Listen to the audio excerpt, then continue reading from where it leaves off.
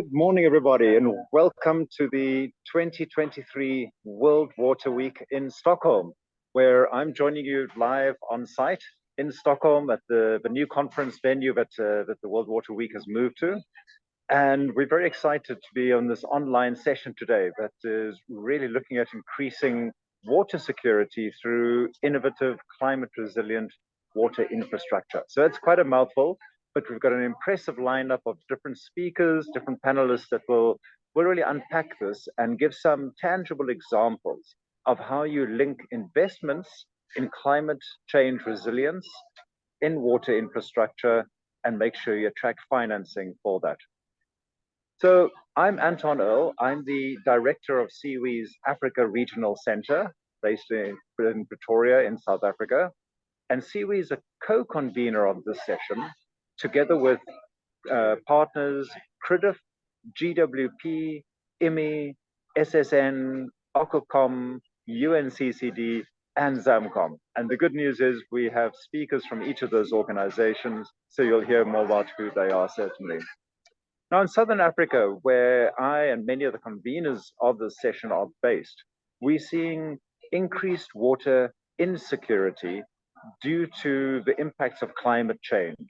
And it's interesting when we speak to especially local communities about climate change in Africa, they use the present tense to describe climate change. It's not a far-off prediction that might impact us in 20 or 30 years from now.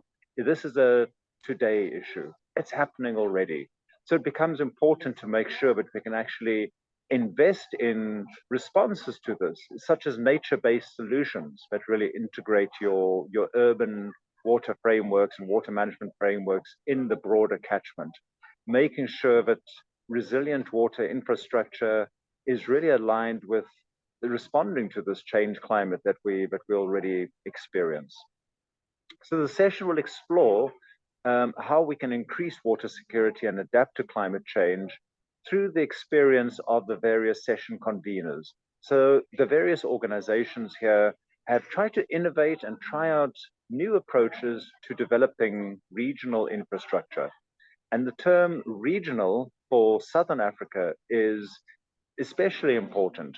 Every country in Southern Africa, of the 15 SADC countries, apart from the island states, shares water bodies with 2 or more other countries. So it's one of the most transboundary integrated areas on the planet, meaning that any type of investment you'd like to make related to water will impact other countries. And this, of course, is a challenge as well as an opportunity. A challenge because it adds complexity, but an opportunity because it opens up multiple other sources of financing and multiple other benefits for communities across an entire basin. And that's the kind of approaches that we're going to be hearing more from today.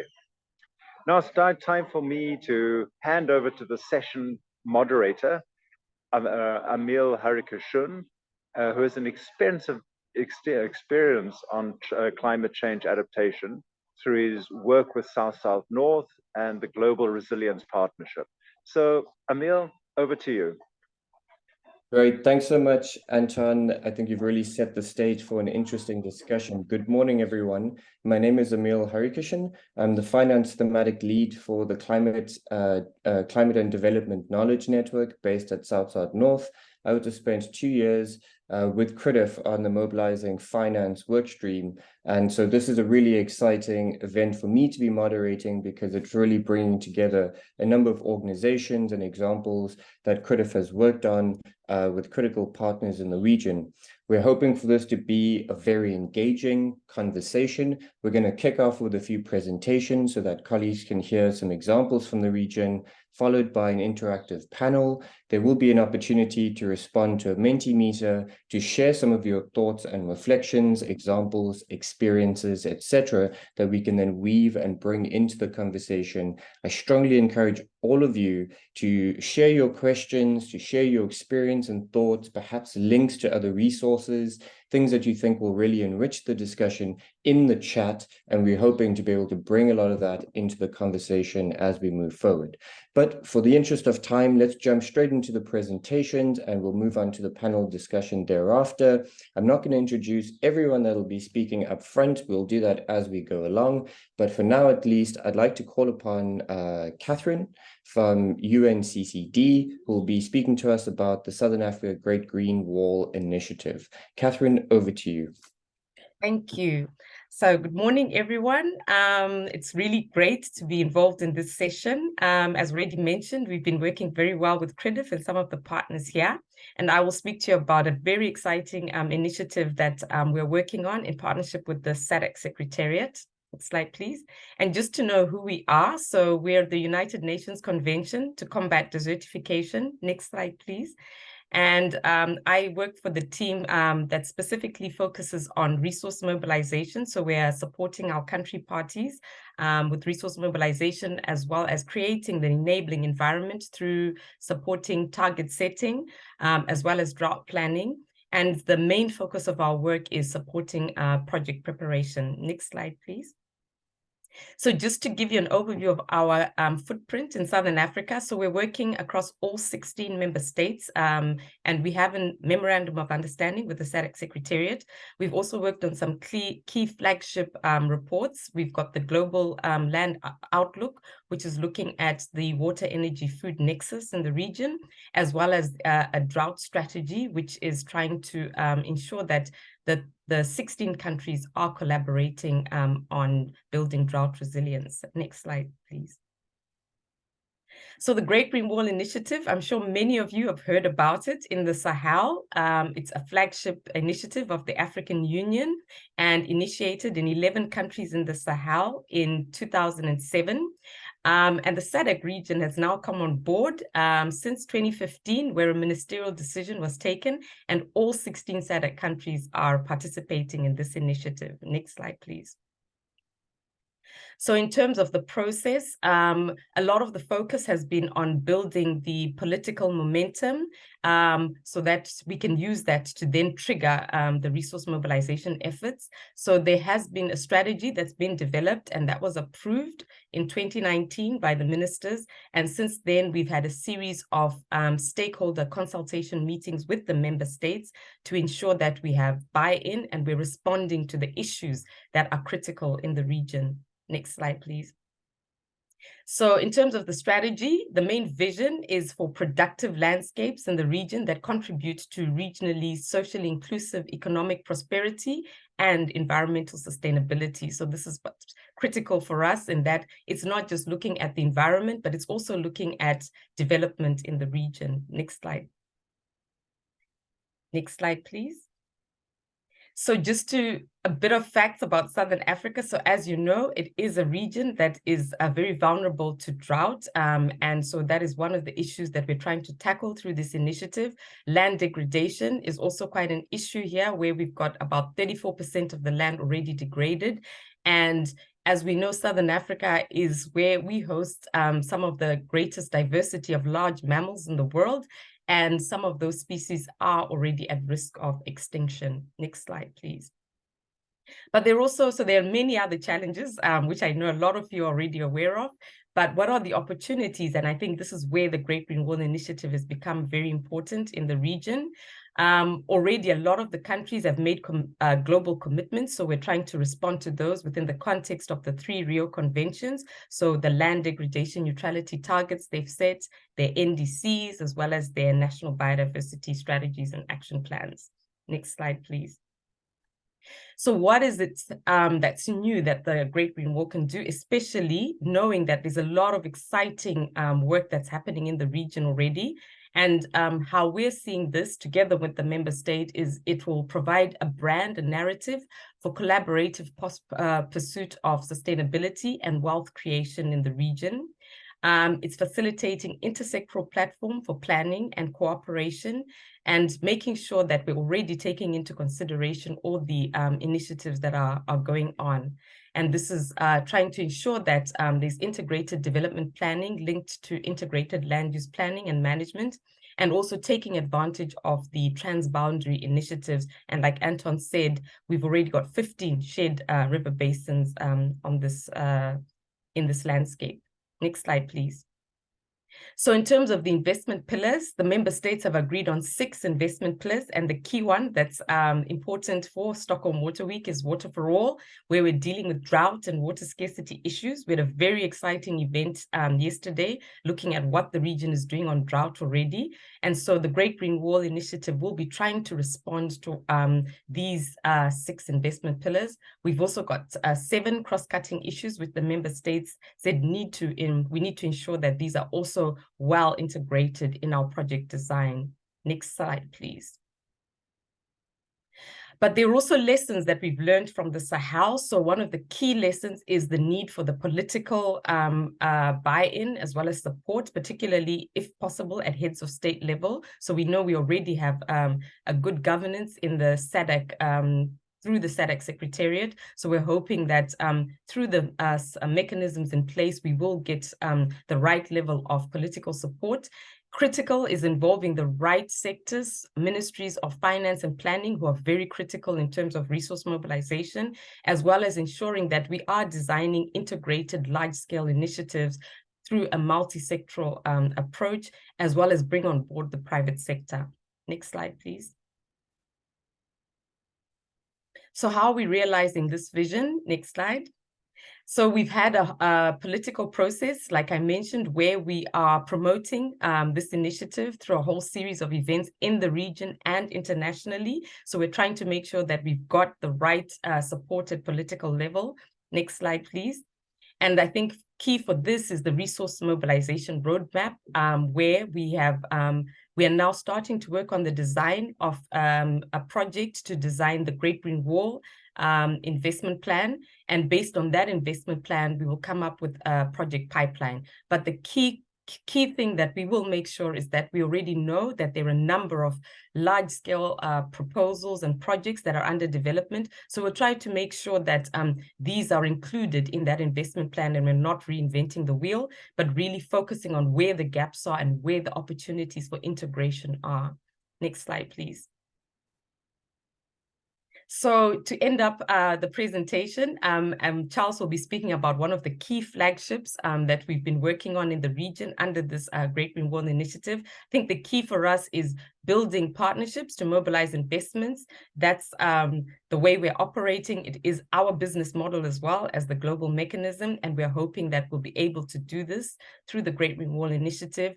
Also leveraging on existing and new funding sources so that we can mobilize finance at scale, and also ensuring that we're working together with other sectors, because we know we can't do this on our own. We need to work with the energy sector, infrastructure sector, water sector, etc. Thank you very much. Great, thanks so much, Catherine. And I think excellent to see such a large regional initiative drawing emphasis on cross-sectoral integration and planning. And I think a point you made about the political buy-in as being crucial to this is certainly one that I think will resonate with a lot of our audience members as well. See, we have quite a few people that have joined us, which is great to see. Let's move on to our next Speed Talk presenter, Zenani Baloyi from Siwi, that will be speaking to us about rain-fed agriculture in the Zambezi Basin. Zenani, over to you. Thank you, Emil. Just going to quickly share my screen.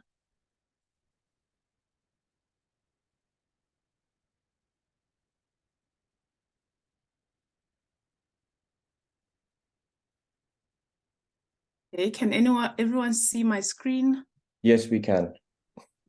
Yes, so I'm Shanani Baloyi, working for the Stockholm International Water Institute as a program officer in gender equality focal point based in South Africa. So my presentation will focus on the activities that we're doing in the Zambezi Basin to encourage water storage and slowing down rain. So basically, due to natural phenomenon, sub-Saharan Africa is suitable for rain-fed agriculture, where about 728 million hectares of land actually account for that, and where 69% of this unused land is fit for cultivation.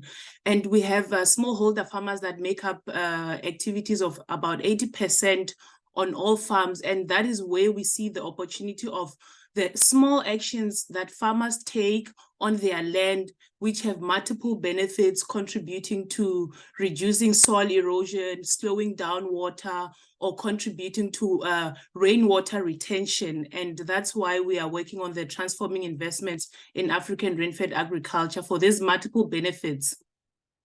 So how do we do that? We're leveraging green water, which is the process of course slowing water down. And green water, as you know, is basically the moisture that is stored in the soil from rainwater. We see it as a critical but often overlooked component of the hydrological cycle. And the utilization of this untapped resource presents an opportunity to enhance water security. We believe that green water enhances water security by regulating soil moisture, by boosting agricultural productivity, promoting resilience to climate change, and supporting local water availability, as well as other benefits that are across the biodiversity and sustainable land management. So this approach not only addresses the scarcity of water, but then it also contributes to building climate resilience. And another rationale why we would advocate for investing in rain-fed agriculture is also from the perspective of food imports and food production on the African continent. Studies show that 95% of food production in Africa relies on rainwater, and yet public investments that go into this sector are about 5%. And we are saying that there's potential in rain-fed agriculture to supplement irrigated agriculture and also all those biodiversity benefits that I've just touched on in my previous slide. And this slide also just shows again the 80% of agricultural activities that smallholder farmers are engaged in. So if you think about it, with the 80% of these farmers, think of all the cumulative benefits of what their actions lead to when they are practicing conservational agriculture or improved rain-fed agriculture in their fields that could contribute to less soil erosion, and what that means for companies like water utilities in terms of keeping their infrastructure intact, or maybe needing less maintenance because there's less sediment going into the flows. So how does Tiara fit into the strategic plan of the Zambezi Basin? We find expression in Pillar 2 of the Zambezi Strategic Basin plan for 2018 till 2040. My colleagues have already touched on some of the characteristics of the basin. I won't delve into details, but you know about the persistent poverty there, the environmental degradation, the disaster risk, the infrastructure deficit, the competing water users, and of course, all this contributing to poor yield crops. And we have not reinvented the wheel, but then our hotspots that we're working in, which are currently in 3 countries, have been based on the vulnerability studies or vulnerability zone that have been undertaken by CRIDF and ZAMCOM. And our aim is that once we have completed the pilot studies in the current 3 countries where we are in, is to scale them up into other zones that are being shown on the map in front of you here. And then what have we been doing so far with local NGOs? So we have partnered with 4 local NGOs in Zimbabwe, in Zambia, and in Malawi, where we have started collecting the data that will be applicable for building the business case. And in that data, we are looking at collecting biophysical and socioeconomic data, and this is currently ongoing. So this was presented in our 2 weeks ago forum in Botswana, where the NGOs came and presented preliminary findings. And through that preliminary findings, they are collecting rainfall and soil types. they're collecting data on land holding capacity, the crop yields, they're collecting data on the number of farmers practicing rain-fed agriculture technologies, the socio-economic impacts in terms of how incomes and household sizes will be impacted through adopting this rain-fed agriculture practices. And then we're also collecting data about agroforestry, field land mapping. And we do this through digitization of the data collected through farmer NGOs and the local communities. And then we also doing capacity building of community farmer-based organizations for them to be able to monitor the conservation, monitor, or maybe even to be able to collect the data that I'm speaking about. And then we also do this in a way to promote local ecological knowledge. Or maybe you may ask, what are we going to do with the data once we've collected it? This data will form part of the business case, but then also most importantly, it will serve as an advisory or maybe be fed into the policy recommendations for the Zambezi Basin and the member countries. And during the forum, you may wonder, how are we then going to finance these activities, or what kind of financial mechanisms can be considered for these activities? There's examples of debt and who would be the financiers of these capitals. We spoke about SACCOs, community banks, warehouses, and then there's also issue of credit that could be a potential financial mechanism. Here would have input seller or distributors. And then we've also got your PPPs, which we are mostly familiar with, where there's private and then there's also government. And then there's also factoring, purchase order finance, and the financial or source of capital will be the factor.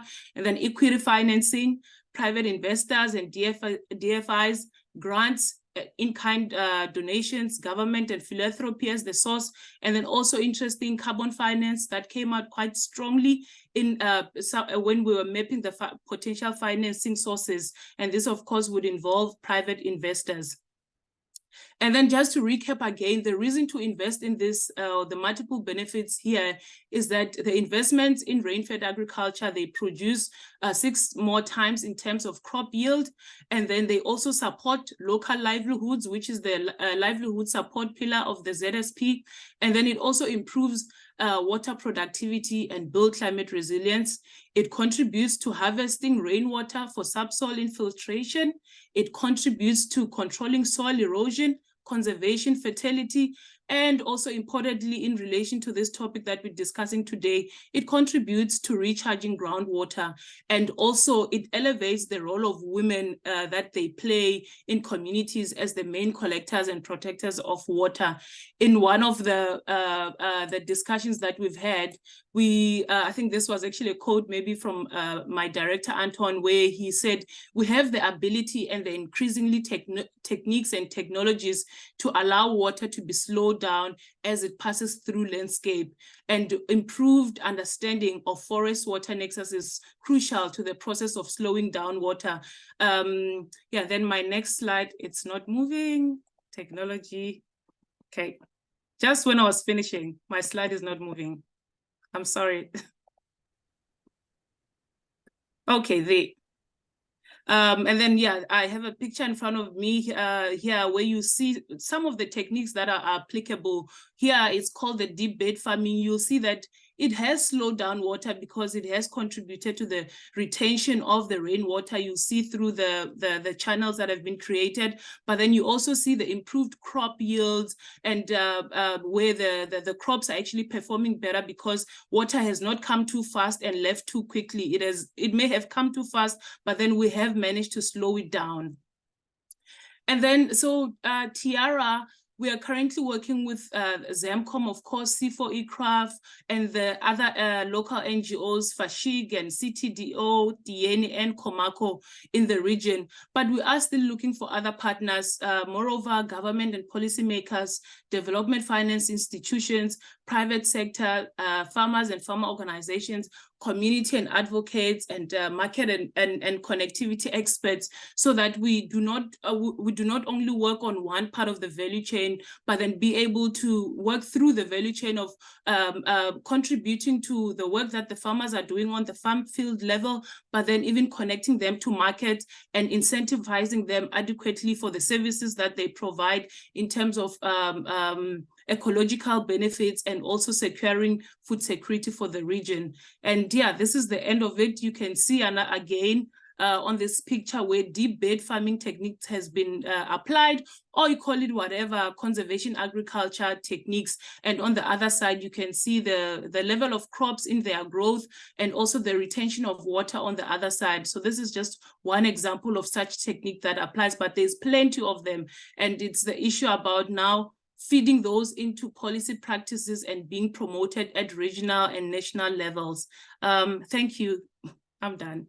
Great, thank you so much, Shanani. And I think excellent to see the link between the Southern Africa Great Green Wall Initiative, which is quite a large-scale initiative, and then actually digging in more specifically to work on the ground and some of the solutions that are being put forward. I think a key point that you raised is how this elevates the role of women as the main protectors and collectors of water. But moving on, I'd like to call upon Barbara van Koppen from the International Water Management Institute, who will be speaking to us about community-led water services for multiple uses. Barbara, over to you.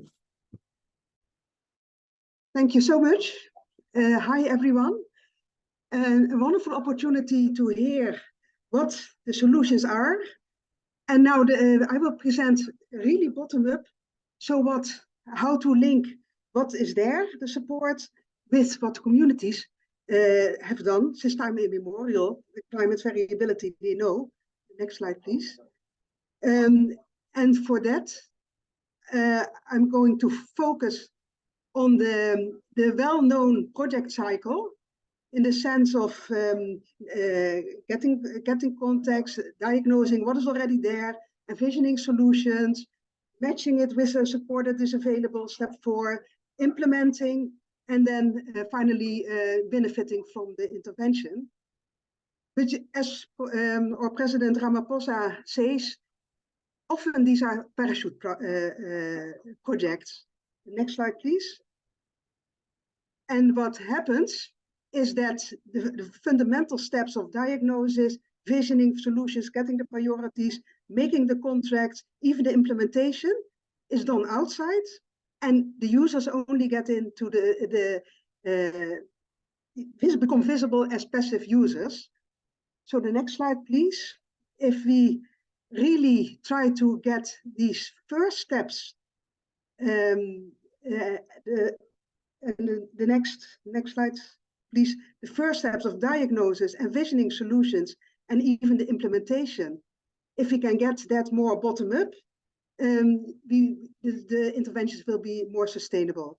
I will quickly go into these 3 steps.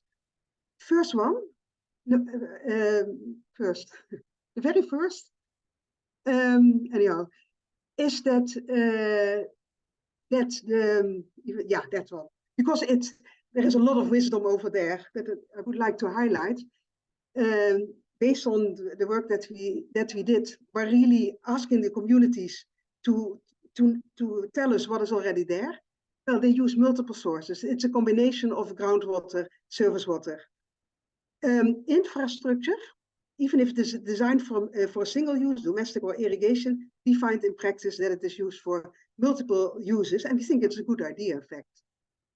And then the last one, if we move away from one piece of infrastructure or one solution, like deep bed farming, etc., to the community as a whole, we have learned that, and I'm sure that all listeners, they will soon have the experience already, that if you ask communities, can you please make a map of that? They can explain it in a couple of hours. And then we get the complete picture of what we can call customary or community-based water tenure. Next, so the diagnosis then is the basis to really ask communities, what are your priorities now? Out of the huge wealth of solutions that exist, what do you want to get on storage, on deep bed farming, but also on groundwater recharge? Communities have the experience often already, either for their domestic uses, irrigation, livestock, small-scale enterprise, etc. So this exchange on what are the possible solutions and what are the priorities of the community, then becomes part of the project proposal. And there are My colleague Matthew McCartney will also talk more about the storage, which is really capturing water when there is enough to use it when there is not enough in the dry season. And then the last slide. We also have a lot of good experience with asking the community themselves to implement whatever they can construct, joining pipes, knowing where it is, looking at the best place for the JoJo tanks, etc. And then we find that when communities, they say we worked hard for it, that is, which helps definitely for the, of course, the sustainability. And it can generate employment, and then it becomes integrated in employment generation development projects as well. And then to conclude with the citation of one of our respondents, community-led water services enables communities to do whatever they can do, which is often easiest and simplest for government. Anyhow, thank you. Thank you very much, Barbara. I think your intervention really emphasized locally led adaptation and putting the priorities, resources, and means of communities at the heart of interventions. And I think certainly you touched upon the fact that this is also a critical component for success. And so let us carry that notion of locally led adaptation into our panel discussion as well. But for now, before we jump into the panel discussion, Charles, let me call on you to share a brief video from CRIDF. Thank you, Emil. My name's Charles Reeve. I'm the team leader of the Climate Resilient Infrastructure Development Facility, for those of you who don't know what the acronym CRIDF stands for. I'm not going to give a presentation. I'm going to try and show a video, which I trust you will find interesting.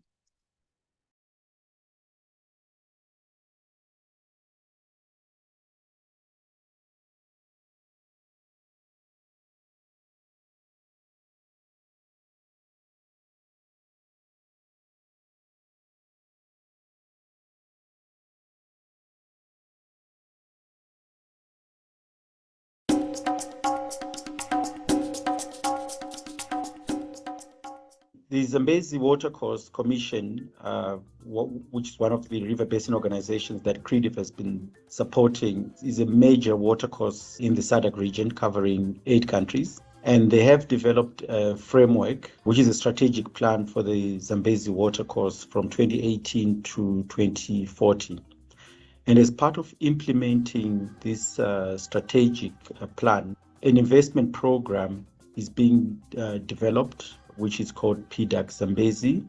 PDAC stands for Program for Integrated Development and Adaptation to Climate Change. PDAC is particularly important because it's a major investment program to build the adaptive capacity of the basin to deal with the ever-increasing impacts of climate change. CRIDF has supported the Zambezi Water Commission both in terms of the livelihoods component of the Zambezi strategic plan, and subsequently then we've supported the Water Commission with the preparation of the Zambezi PDAC program. Through this support, we have been able to share the experience that CRIDF has gained from operating across the region. I think a critical part of that has been the contribution of UNCCD. Their focus is more on the land degradation side as opposed to the human livelihood side. With all of these types of investment programs, it's critical to have an anchor investor, and African Development Bank have come in to support the preparation and hopefully the funding of that investment framework. The first one has been around engagement. Such investment programs are multi-sectoral, so there's need to engage beyond the water sector and ensuring we're working with those sectors that are contributing to development and water being a critical resource.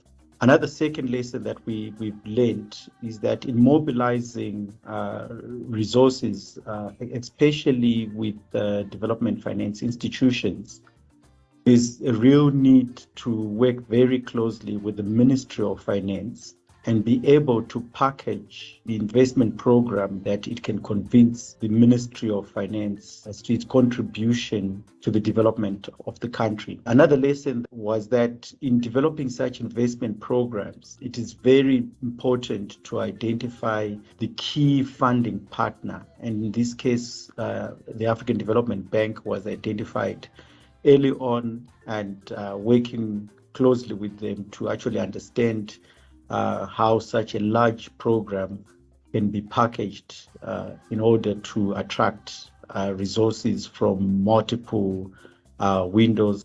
Another lesson was around partnerships. I think the partnership that CRIDF had with UNCCD was very, very important, in that it also allowed a wide range of partners and players to be involved. UNCCD works a lot in the land degradation management space. CRIDF has been working with the water sector in the region. So bringing those two organizations together also broadened the kind of engagement we could have at the country level. Organizations with such broad responsibilities as ZAMCOM can't really be expected to have all of the capacity. So the support of funders and programs such as CRIDF and UNCCD is critical to develop these sustainable investment frameworks for the basin. The Zambezi PDAC has given us a real opportunity to share that many years of experience with one of the key water management institutions across the region, the Zambezi Watercourse Commission, to share our experiences, our lessons learned, to integrate both into their planning and investment framework.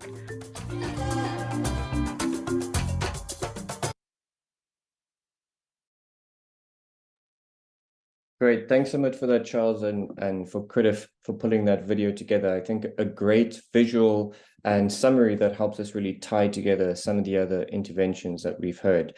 Now we move on to, for me at least, what's the most exciting part is to try and get into a more conversational space around this given session topic. So I'd like to call upon our panelists. So Pere, Felix, Matthew, Louise, Andrew, and Nadia. Quite a number of panelists, but it's here to be able to give a multitude of different perspectives and dimensions. And before we jump into the actual panel discussion, we've prepared a Mentimeter, which we're not going to display on screen, but use rather for Charles to be able to draw on further insights from the audience. So I'm sure many of you are familiar with Mentimeter. If you go into the chat, I've dropped menti.com, which is the website you have to go to, and the code as well. Begin answering that, and we're going to jump into the panel discussion and touch base with Charles on some of the Mentimeter responses. Before we jump in, I'm going to give a quick opportunity for the panelists to introduce themselves. So, Pere, I'm not sure, I don't see you at the moment, but let's maybe jump in. I'm here. Can Great. you see me? Yes, we can hear you, Pere. Can you hear me? You want to see me? Yes. Excellent. There we go, Pere. A quick 5-second introduction to yourself, Pere. Well, Pere Ramoy, the Executive Secretary at the Aquifers Secretariat based in Gaborone, Botswana. Excellent. Thank you, Pere. Felix, over to you.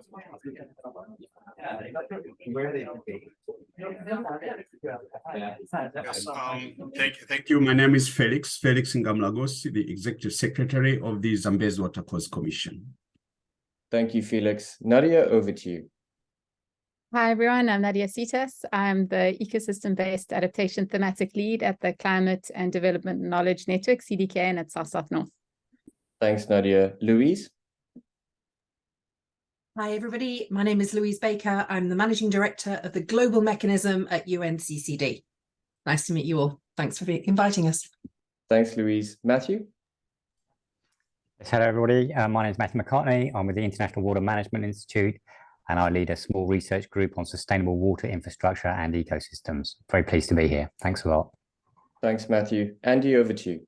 Hi, everybody. Yeah, great to be here. Andy Roby at the Foreign Office of the UK. I'm a Senior Water Security Advisor. Thanks. Excellent. Thanks, colleagues. As you can see, we have an excellent group of minds and colleagues with vast experience, both in the region and globally as well. So please do drop your questions into the chat. Charles will also be monitoring the chat, and I will be calling upon him both to reflect on the Mentimeter responses as well as to highlight particularly interesting questions. We've also asked our presenters to answer some of the questions that come through, both for the panel, but also based on their previous interventions. So let's jump straight in. And my first question is for Pere. How can climate resilient water security programs be prepared for transboundary river basins? Over to you, Pere.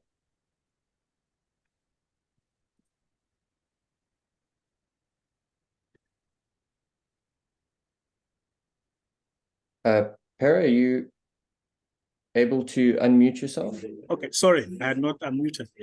I was just saying, what is important and critical for me is the level of involvement of the stakeholders in the preparation of such a program. For instance, in the case of Okakam, we had first started with a development of transboundary diagnostic analysis study on the basis of which specific strategic action program for the basin, the SAP. Is that SAP that then owned by the member states because it had to go through the endorsement by the national governments, because also part of it was relating to having national supporting action plans to that program. And therefore the SAP as an adopted program is a program that addresses all the pertinent issues that were identified in the TDA. And it is divided into 4 thematic focus areas, which among others includes support to community livelihoods and socio-economic development in the basin, management of the land degradation in the basin, water resources management, and of course, biodiversity and environment. The basin being a highly environment value or ecosystem as host in the Ramsar site, the Okavango Belt. So these programs are very critical when they are being developed with the participation of all stakeholders, both from the communities up to the level of the academia, which sometimes we miss out in terms of defining some of the important elements that this program should address. Thank you. Great, thanks so much for that response. I think it really ties together some of the points that were raised earlier.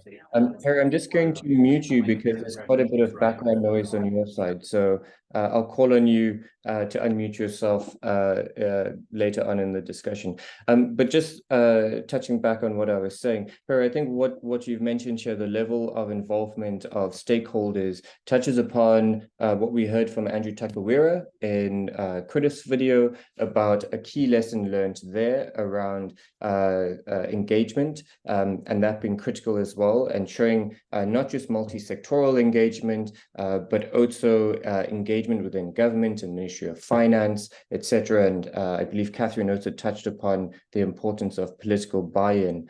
Felix, perhaps over to you to also reflect on that question from the perspective of ZAMCOM. So how are climate resilient water security programs being prepared from the perspective of ZAMCOM? And of course, we've heard some examples from the Zambezi River Basin already, but over to you, Felix. Yeah, thank you. Just to say that I fully agree with Pere's observation on the issue of, stakeholder engagement. What I can add to the stakeholder engagement is making the right groups, all involved stakeholders, packaged in related groups, so that you can get their views and comments and experiences as a stakeholder group.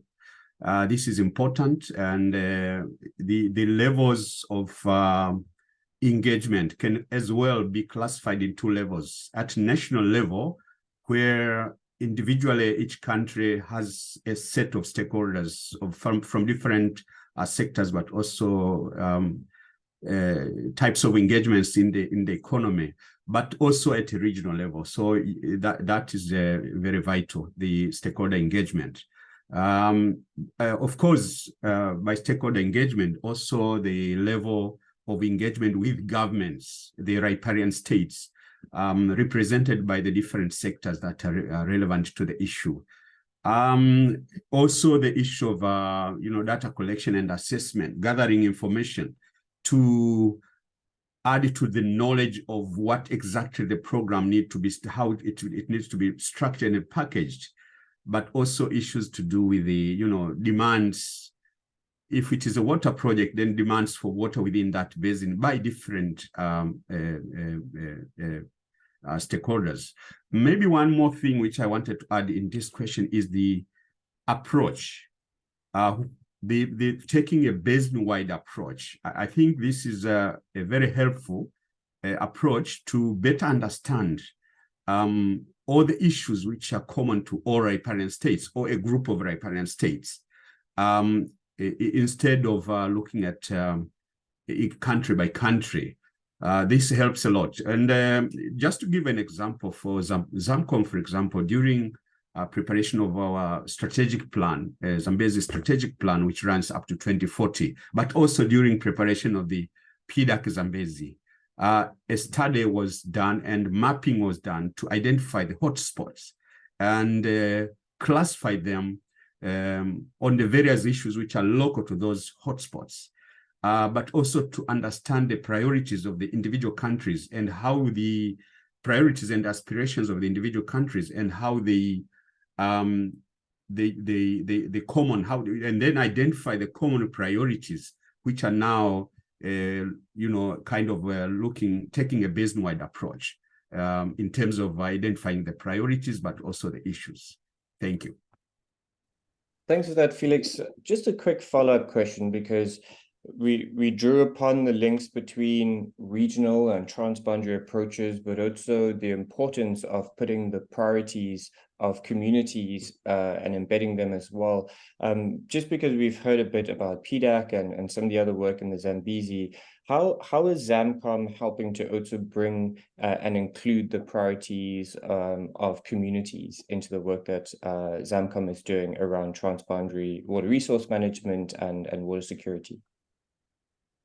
Yes. First, as I said, it depends on which stage. During formulation of the program, a study and engagement of communities at different levels in all countries, riparian states, will bring out the needs of the different communities and specific to areas, and therefore mapping of what I said, the hotspots, with the specific issues and the needs of those specific hotspots. For Zambezi, during preparation of PDAC Zambezi, but also during preparation of the Zambezi strategic plan, as I said, the basin was identified 16 hotspots and mapped them. Some of the hotspots are country specific and others joining more than one country, and I can say they are kind of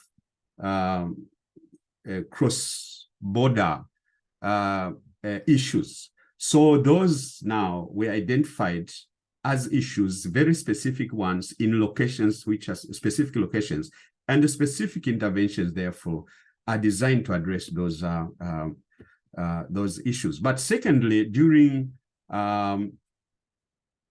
implementation of the program, there's need to continuously, listen to the communities and to individual hotspots and through different forums. And in ZAMCOM, we have designed what we call stakeholder consultative forums at a national level, where different representatives with different communities are represented in those stakeholder forums in each country. And then at a regional level, also we have a basin-wide consultative group. Now, whenever there is a major issue to be undertaken or a decision to be undertaken or a project to be designed, implementing that program, those consultative groups are represented in reviewing and updating and also giving comments to various processes that reports and the processes that are happening during implementation of the program. Great. Thanks so much, Felix. I think always useful for colleagues to know actually how we bring up from the ground to the regional and design these programs. Before I move over to Charles to give us some insights into colleagues' responses on Mentimeter, Andrew, I thought I'd call upon you, given that FCDO is the donor that has backed CRIDF for many years now, to get your insights into how can funds be mobilized for transboundary basin programs. So over to you, Andrew. Thanks, Emil.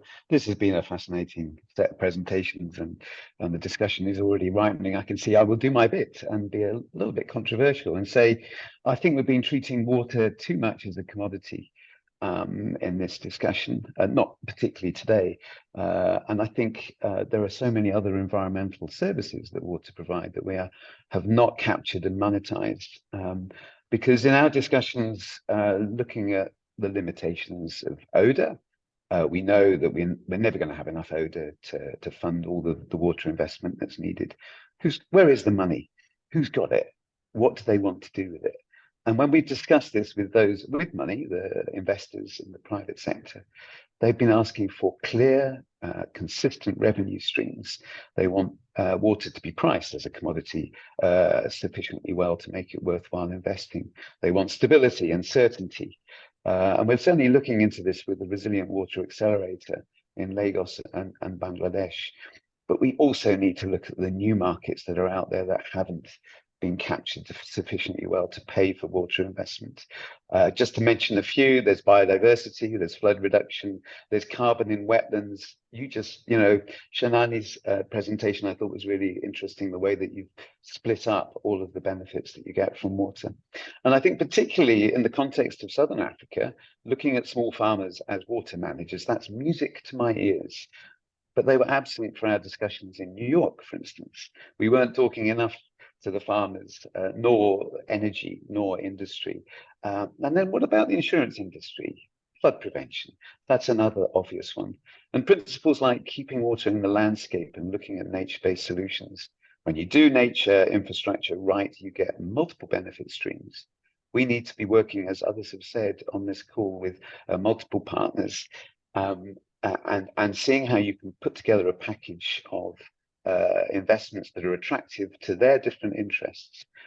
That is emerging now in our thinking, and certainly the way we're wanting to use our ODA going forward is beyond CRIDF, is looking at these real upstream policy issues that need to be resolved and creating those markets that are needed to boost investment.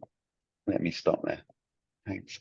Thanks so much, Andrew. I'm going to actually call upon Nadia. Nadia is the EBA thematic lead for CDK and my counterpart. I'm on finance, Nadia's on EBA. Nadia, I know that you have something interesting to say in response to Andrew, particularly around water being viewed too much as a commodity and then looking at other forms of value and how we move into that space. So Nadia, over to you for a response based on Andrew's intervention.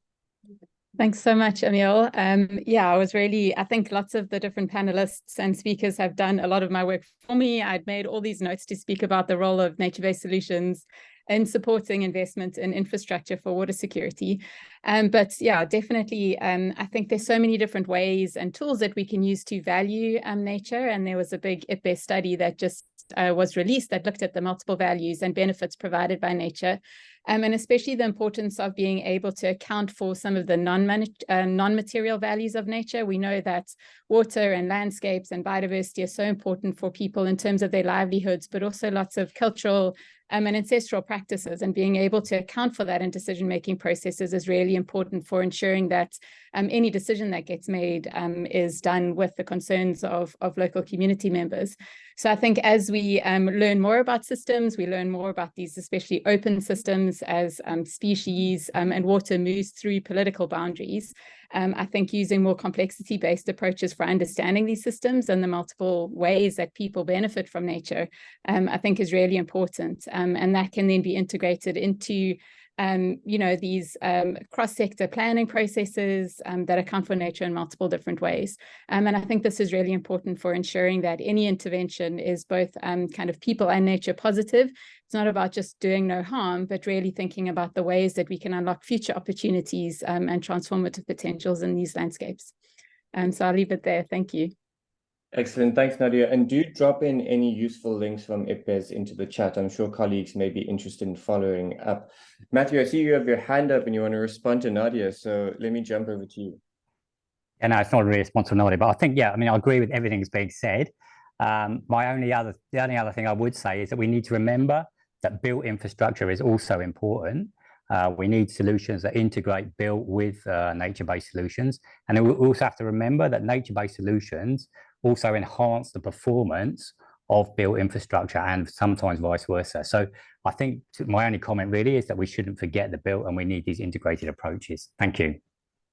Great, that's an excellent point, Matthew. And I think in the discussion of nature-based solutions, we often want to hear nature positive. So nature-based solutions needing to be nature positive, as well as to your point of enhancing the performance of built infrastructure. Before I turn over to Louise, let me turn to Charles to reflect on some of the submissions on Mentimeter. So Charles, over to you quickly.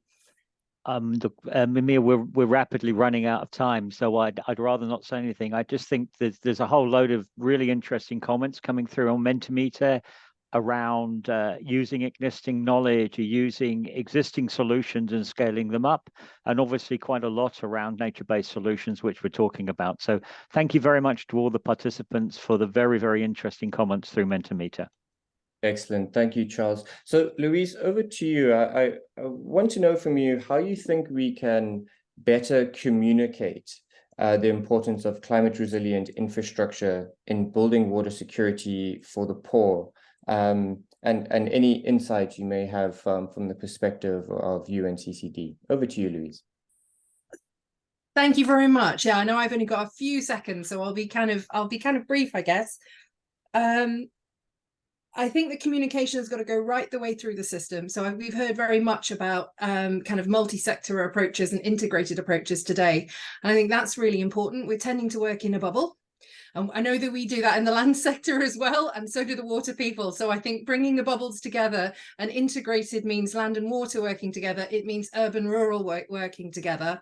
And we can't afford anymore to do these in isolation. So that would be, I think, probably my first message about communication. I think we talked about private sector and trying to get private sector involved. Fantastic. Yes, absolutely. We have to send them the right signals. We're not communicating the right signals to the private sector. We're communicating it's risky, it's not stable, governance is weak, you won't get a return on your investment. So kind of looking at those governance issues from land, and I know from water it's the same issues of tenure are critical to this sort of discussion. So understanding those and putting those right. I think, and also, I guess it comes back to this multi-sector thing, linking up with other issues. So it's issues of food security, it's issues of building back better after COVID, it's integration of things like climate and biodiversity, and really trying to see this as a holistic problem, but as well, and I think Catherine mentioned it right at the beginning, as if we get this right, that this is also a land of opportunity for us. If we get water for all, then everything flourishes.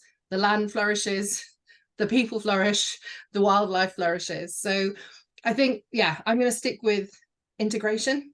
I think I could do lots of other things about capacity and pipeline of projects and lots of other things to talk about, but really integration and not working in a bubble, I think, is critical to communicating this going forward. I'll stop there. Louise, I think that's an excellent point to close this event on. Before I hand over to Charles, just to say, as with all of these events, we always get to time much quicker than we hope to, and I'm sure there would be a lot more discussion to be had. But let me hand over now, and thank you all to our panelists and presenters. Let me hand over to Charles for a very brief closing, and thank you all from my side. Over to you, Charles. Thank you, Emil. I'm going to make a comment related to Matthew's contribution. As an engineer who's worked on infrastructure for most of my life, I do think the importance of, unfortunately, the importance of hard infrastructure is still there. It's how we integrate it with some of the nature-based solutions. Just from my side and CRIDF side, thank you very much indeed, particularly to the presenters and the panelists. I think it's been a really interesting session. Thank you, everybody, for your contributions, and for the well over 100 people who joined the session. It's been great to get your comments as well. Thank you very much indeed, and enjoy the rest of Water Week. Take care, everyone. Thank you. Many thank thanks. you. Thank you, guys. Nice to meet you. All right, thanks a lot. Cheers. Thank you and bye.